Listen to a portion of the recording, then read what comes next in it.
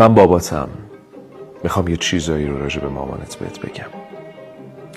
من هر چقدرم که برات زحمت بکشم در مقایسه با زحمت‌های مامانت هیچی نیست. هیچی.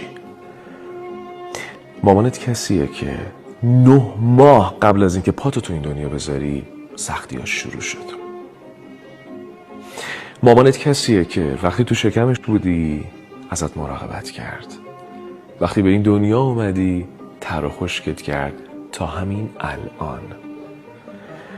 مامانت جزو معدود کساییه که از ته دل خوبی تو میخواد و عمیقاً از زمین خوردنت ناراحت میشه.